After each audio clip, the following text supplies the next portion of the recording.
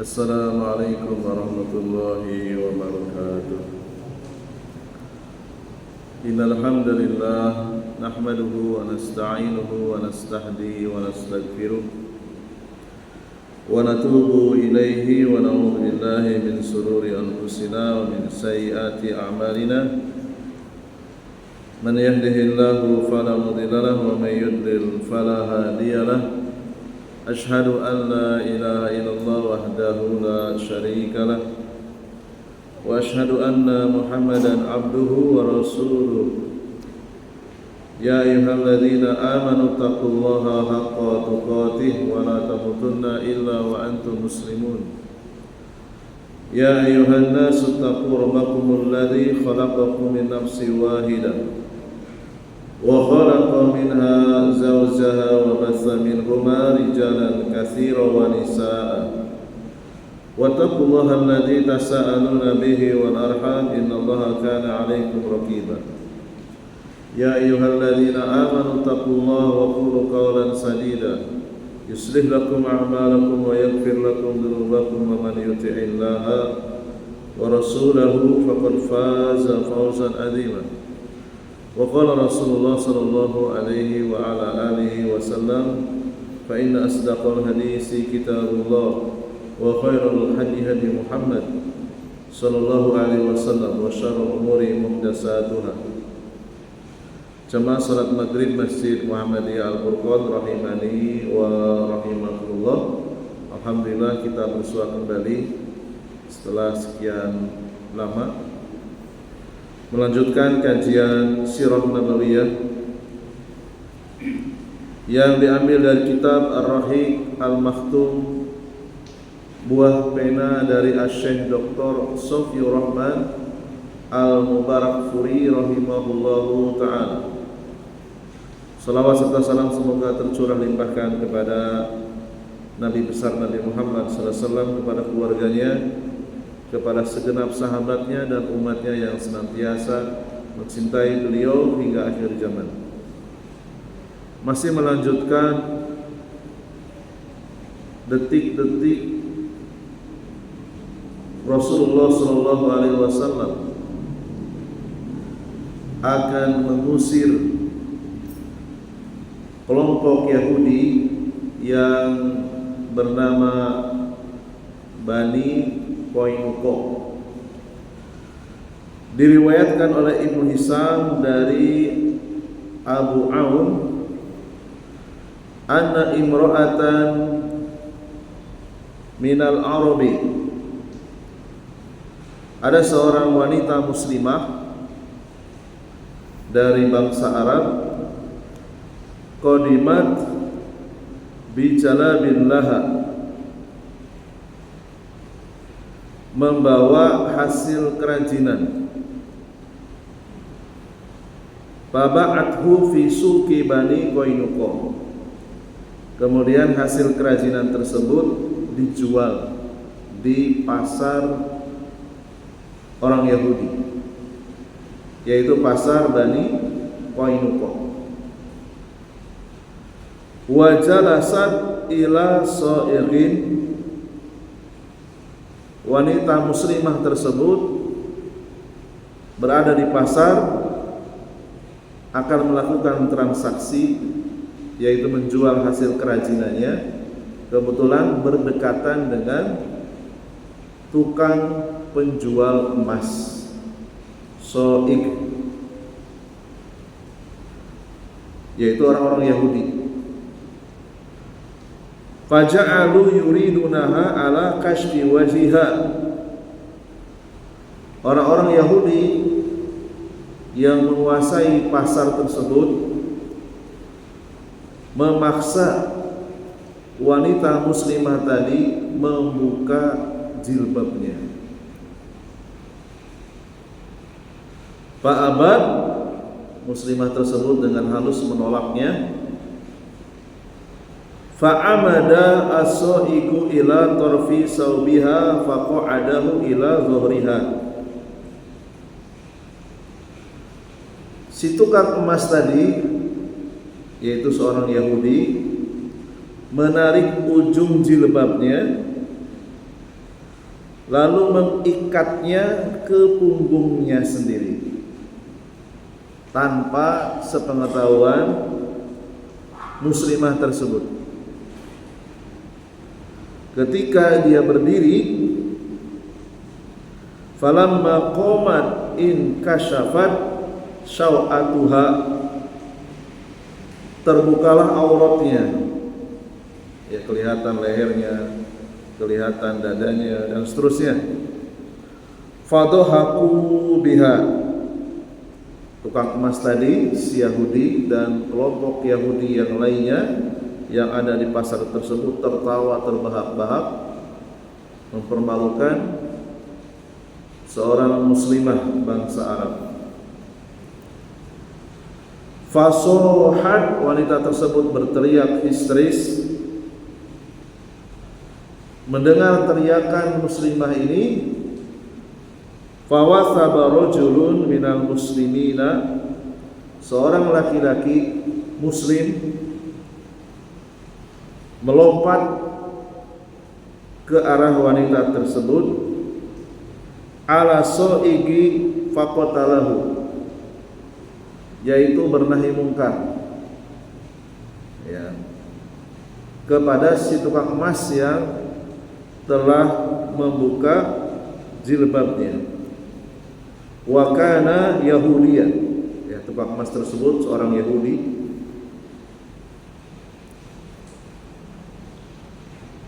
Fasyaddat al-yahud alal muslim faqatalahu, si muslim tadi bernahi mungkar kepada si tukang emas karena telah mempermalukan seorang muslimah. Ya, bukannya meminta maaf, jangankan meminta maaf, si Yahudi tersebut justru malah berusaha untuk membunuhnya. Nah, si muslim tadi ya membela diri, terjadi pertempuran sengit, duel satu lawan satu.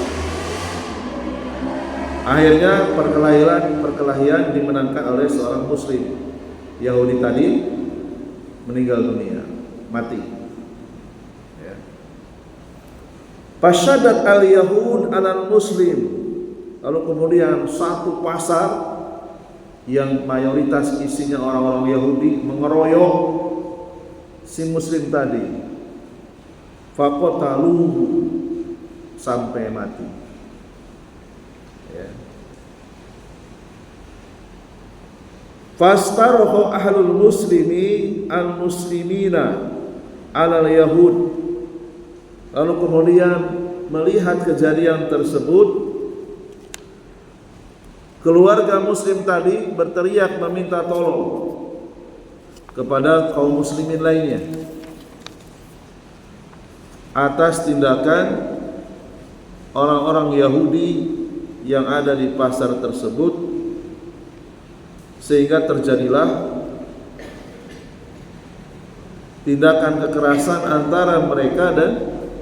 antara mereka kaum muslimin dengan kelompok Yahudi Bani Qainuqa.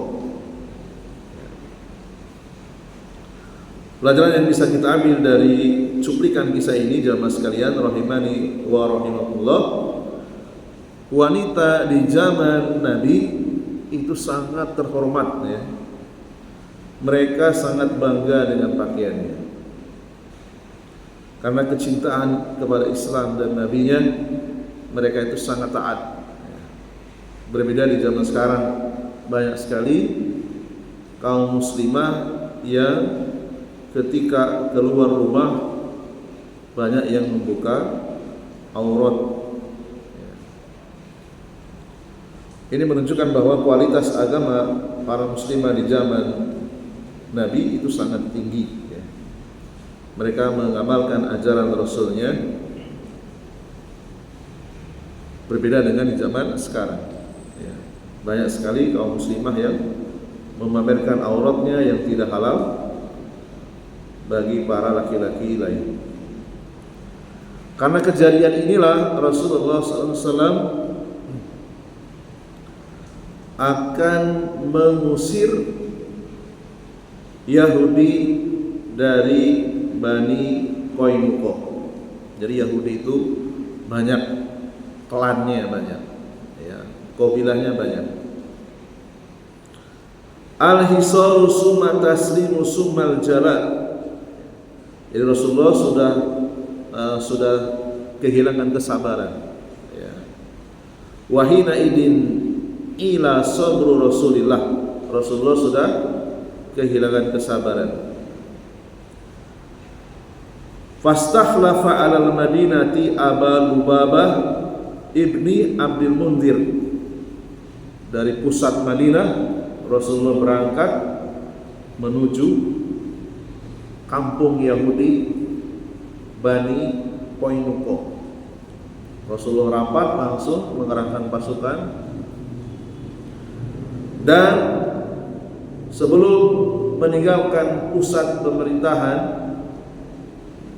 Rasulullah menyerahkan kepemimpinan sementara kepada sahabat yang mulia Abu Lubabah bin Abdul Munzir sebagai penguasa sementara di Madinah. Dari cuplikan kisah ini, Rasulullah SAW sudah sekian kali beliau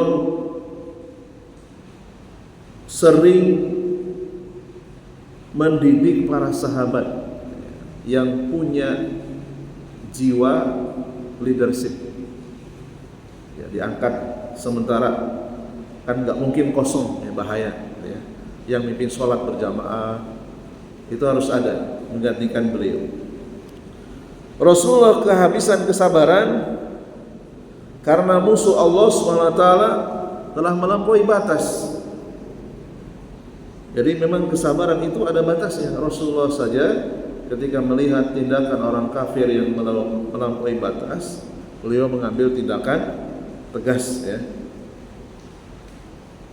Jadi kemungkaran apabila dibiarkan bertambah, maka tidak boleh didiamkan, ya.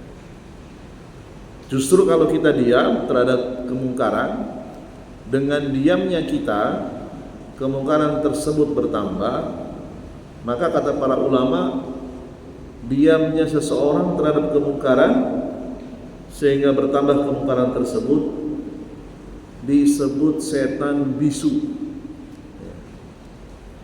Jadi kalau kita melihat kemungkaran lalu kemudian diam, dengan diamnya kita kemungkaran tersebut bertambah besar, maka diamnya kita itu diam yang salah. Bahkan dikategorikan oleh para ulama sebagai setan bisu. Tindakan tegas Rasulullah SAW kepada Yahudi Bani Qainuqa yang telah terang-terangan membuat situasi tidak aman bagi muslimah yang ingin bertransaksi ke pasar, dan ini jika dibiarkan akan bertambah besar, ya, indikatornya sangat jelas. Orang-orang Yahudi membunuh seorang muslim secara keroyokan. Padahal muslim tersebut alasannya jelas, yaitu membela kehormatan, ya, bernahi mungkar kepada as-so'ik, si Yahudi penjual emas. Maka dalam hadis yang sahih Ibnu Majah nomor 2138, Rasulullah bersabda, la zawalud dunya ahwanu 'ala Allahi min qatli mu'minin bighairi haqqin. Hancurnya dunia itu jauh lebih ringan menurut pandangan Allah dibandingkan terbunuhnya seorang mukmin tanpa hak. Mukmin tadi bernahi mungkar kepada si Yahudi tukang emas karena telah membuka aurat seorang muslimah. Dia nggak terima dinasihati, justru malah melawannya, ya, terpaksa membela diri. Yahudi tadi mati, lalu si muslim dikeroyok satu pasar oleh orang Yahudi. Maka Rasulullah mendengar berita ini, beliau tidak terima, ya. Rasulullah ingin mengkisos Yahudi Bani Qainuqa. Walaupun satu orang yang dibunuh dari Yahudi juga satu orang, karena mereka mengeroyok seorang muslim tanpa hak, Rasulullah ingin mengkisos Yahudi Bani Qainuqa dengan cara mengusir mereka dari Madinah. Rasulullah membawa pasukan ke wilayah Yahudi Bani Qainuqa wa a'ta liwa al-muslimina Hamzata ibna Abdul Muttalibi. Rasulullah kalau perang itu pasti bawa bendera, gitu ya, panji. Benderanya diserahkan kepada Hamzah bin Abdul Muttalib radhiyallahu anhu. Jadi Rasulullah sudah sering mendidik para sahabatnya yang punya jiwa leadership, yang punya bakat berorganisasi, bakat memimpin, baik administratif maupun di lapangan. Ya. Abu Lubabah bin Abdul Munzir ini punya bakat memimpin administratif. Beliau menyerahkan kepemimpinan sementara kepada Abu Lubabah bin Abdul Munzir. Sementara Hamzah bin Abdul Muttalib beliau ini panglima, ya, sama seperti Khalid bin Walid. Skillnya skill di lapangan. Rasulullah menyerahkan kehormatan yaitu panji, bendera, liwaul muslimin kepada Hamzah bin Abdul Muttalib. Ya. Jadi Rasulullah bisa memetakan bakat di antara para sahabat. Ya. Wasaru bi junudillahi ila Bani Qainuqa walamma ra'awhu tusinu fi husunihim fahasaruhum ashaddal hisar wa kana dzalika yauma sabti linisbi min Syawal. Beliau bergerak dengan pasukan menuju wilayah Yahudi Bani Qainuqa. Ketika orang-orang Yahudi melihat kedatangan Rasulullah bersama dengan para pasukannya, orang-orang Yahudi tidak berani keluar dari wilayah Bani Qainuqa. Mereka bertahan di benteng-benteng. Kemudian Rasulullah dan pasukan kaum muslimin mengepung Bani Qainuqa, Yahudi Bani Qainuqa. Ya. Terjadi pada hari Sabtu pertengahan bulan Syawal tahun kedua Hijriah. Wadama al-hisaru khamsa asrata lailatan ila hilali dzil qa'dati wa qadafa Allahu fi qulubihim ar-ra'da. Rasulullah dan para sahabat mengepung, tidak melemparkan panah, cukup mengepung saja. Ya. Selama 15 hari. Kampung Bani Qainuqa, kampungnya orang Yahudi. 15 hari, setengah bulan, ya, dikepung sampai bulan Dzulqa'dah. Lalu kemudian Allah Subhanahu wa taala wa qadhafa Allahu fi qulubihim ar-ra'da. Allah melemparkan ke dalam hati Yahudi Bani Qainuqa rasa takut. Fahuwa idza aradu khadlana qaumin wa hazimatahum anzalahu alaihim wa qadhafahu fi qulubihim. Ketika Allah menghendaki, ketika Allah menginginkan untuk mengalahkan mereka orang Yahudi, maka Allah akan menurunkan rasa takut ke dalam hati-hati mereka. Pelajaran yang sangat penting dari cuplikan kisah ini, jamaah sekalian rahimani wa rahimakumullah. Jadi perang melawan orang-orang kafir itu, menang atau kalah itu urusan Allah. Ya. Yang penting kita hidup di atas akidah yang benar, di atas tauhid. Kalaupun mati dengan cara syahid. Yang penting ketika akan berperang, ya, seorang muslim itu batinnya itu bersih dari syirik akbar, bertobat dari dosa-dosa besar, dan memohon kepada Allah SWT pertolongan. Jadi gangguan orang-orang kafir itu adalah ujian di setiap zaman dan tempat, termasuk yang sekarang dirasakan oleh saudara-saudara kita yang ada di Palestina. Fanazalu ala hukmi Rasulillah sallallahu alaihi wasallam fi riqabihim wa amwalihim wa nisaihim wa dzurriyyatihim fa amara bihim faqatafu. 15 hari dikepung, orang-orang Yahudi tidak berani nyerang. Mereka menyerah. Ya, menyerah biasanya dengan bendera itu ya, ngasih kode, dan menyerahkan putusan kepada Rasulullah sallallahu alaihi wasallam. Mau diapain terserah, yang penting jangan dibunuh, gitu ya. Kemudian mereka menyerahkan harta-harta para wanita, bahkan anak-anak mereka. Rasulullah memerintahkan untuk mengusir orang-orang Yahudi Bani Qainuqa keluar dari kampungnya yang masih dalam batas wilayah Madinah dengan berjalan sambil mengangkat pundak dan tangan di atas kepala, ya.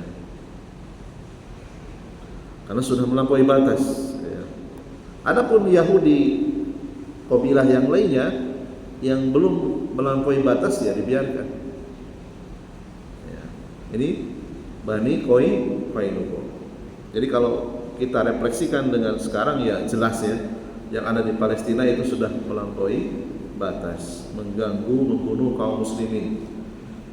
Ya, jadi jika ada seruan negeri muslim yang lainnya untuk memboikot mereka, ya sebagai muslim hendaknya kita membantu saudara kita sesuai dengan kemampuan, dengan doa, ya, tidak membeli produk mereka semampu kita, ya.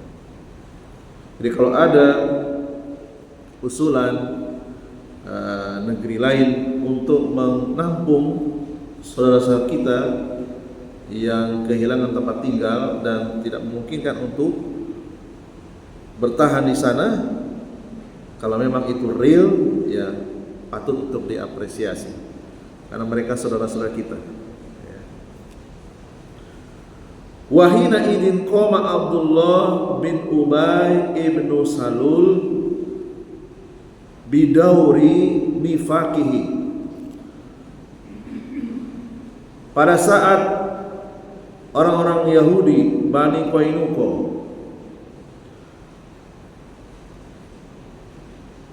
diusir oleh Rasulullah SAW dari wilayah Madinah, seorang tokoh munafik yang bernama Abdullah bin Ubay bin Salul,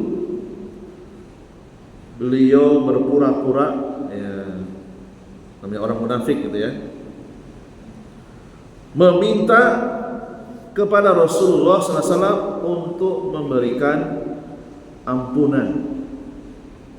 Fa'alaha ala Rasulillah, mengemis-ngemis kepada Rasulullah, an yasdura anhum al-afwa, untuk memberikan pengampunan kepada Yahudi Bani Qainuqa.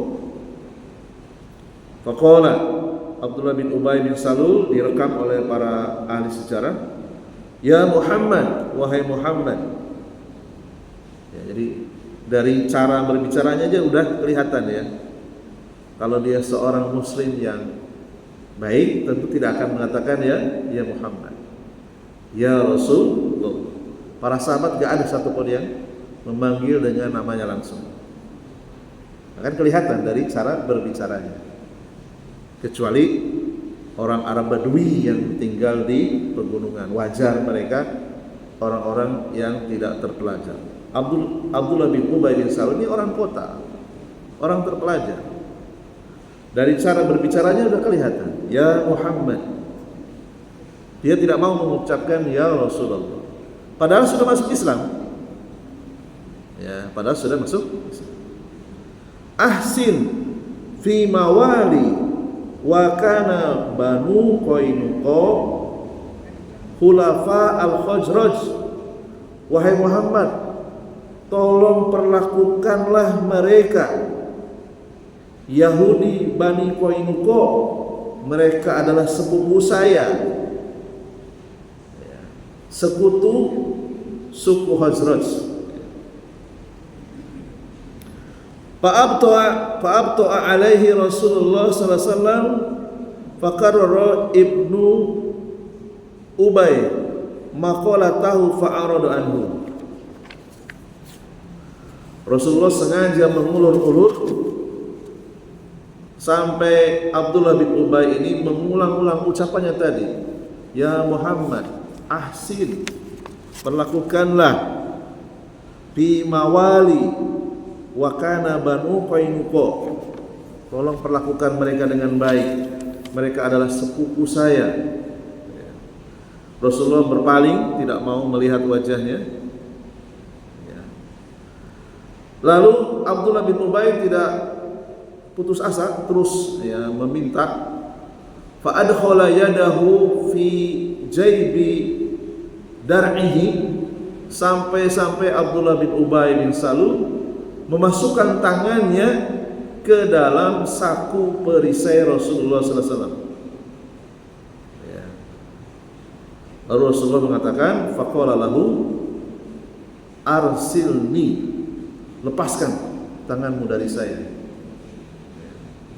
Wa ghadiba, Rasulullah marah, suruh dilepaskan enggak mau, tangannya masuk ke saku perisai Rasulullah. Hatta ra'au li wajhihi dulalan, sampai para sahabat melihat wajahnya Rasulullah sallallahu alaihi wasallam, wajah yang sangat marah. Summa qala, lalu kemudian Rasulullah mengatakan, waihak arsilni, celaka kamu wahai Abdullah bin Ubay bin Salul, lepaskan tanganmu dari aku. Walakinnal munafiqa madu ala israrihi, akan tetapi si munafik tadi Abdullah bin Ubay bin Salul tetap ngotot, tangannya enggak mau dilepaskan.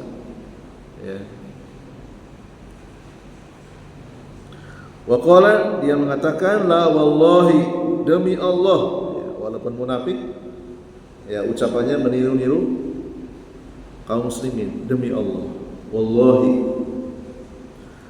la ursiluka hatta tuhsina bi mawali, demi Allah aku tidak akan melepaskan tanganku darimu, hatta tuhsina fi mawali, sampai engkau memperlakukan sepupuku, yaitu Bani Qainuqa, memperlakukan dengan baik. Arba'imi'ati hasirin, di antara mereka 400 orang tentara tanpa baju pengaman. Wasalasimi'ati dari'in, dan 3 orang dengan perisai. Qad mana'uni minal ahmari wal aswadi, mereka ini telah berjasa kepadaku wahai Muhammad, pernah melindungi aku dari serangan orang-orang kulit merah dan kulit hitam. Tahsuduhum fi godatin wahidatin, apakah engkau akan membunuh mereka dalam waktu 1 hari? Inni wallahi imra'un ahsyadawair, demi Allah aku adalah seorang laki-laki yang takut Yahudi Bani Qainuqa akan melakukan balas dendam. Jadi dari sini sangat kelihatan sekali Abdullah bin Ubay bin Salul sifat kemunafikannya. Kalau dia betul-betul seorang muslim, mestinya sami'na wa ata'na kepada keputusan Rasulullah sallallahu alaihi wasallam. Ya. Jadi itu ciri kemunafikan, suka membantah titah Rasulullah sallallahu alaihi wasallam. Ya.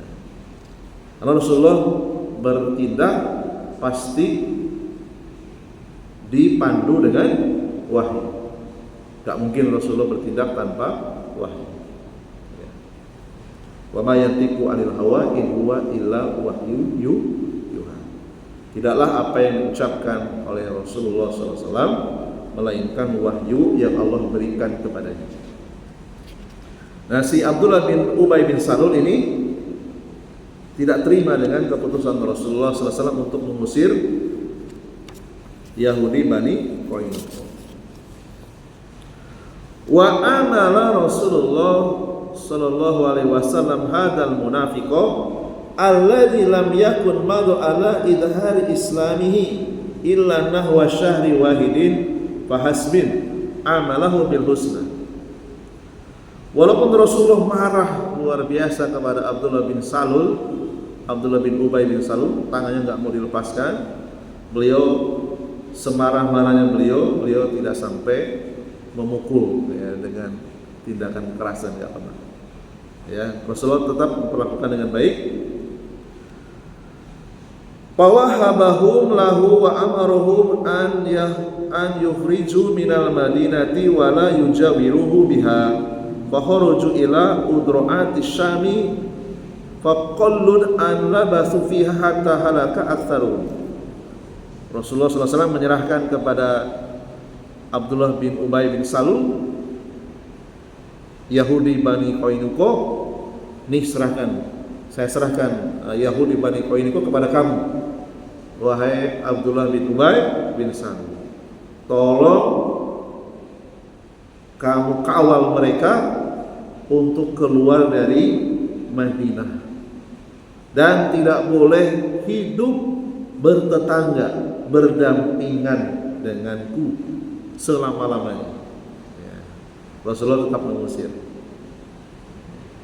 Lalu kemudian Yahudi Bani Qainuqa keluar dari Madinah sampai mendekati pinggiran wilayah Sam, dan tidak berapa lama mereka tinggal di sana, mayoritas mati.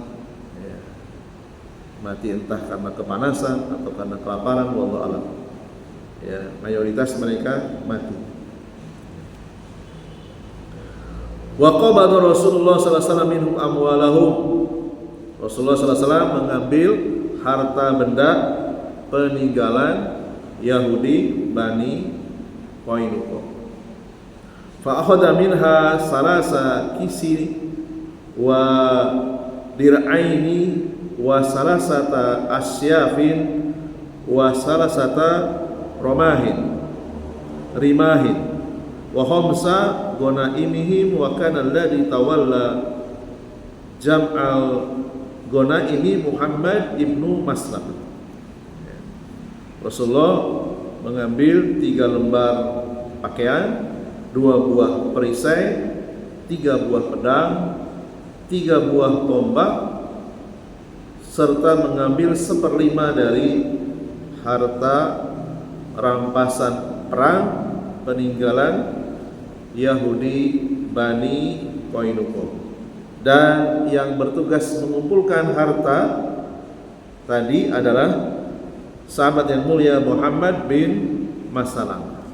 Inilah akhir cerita terusirnya Yahudi Bani Qainuqa. Ya, mudah-mudahan kita bisa mengambil banyak faidah dari kisah nyata ini. Demikian apa yang bisa kami sampaikan. Mohon maaf atas segala kekurangan. Subhanakallahumma wa bihamdika asyhadu an la ilaha illa anta astaghfiruka wa atubu ilaik. Wassalamualaikum warahmatullahi wabarakatuh.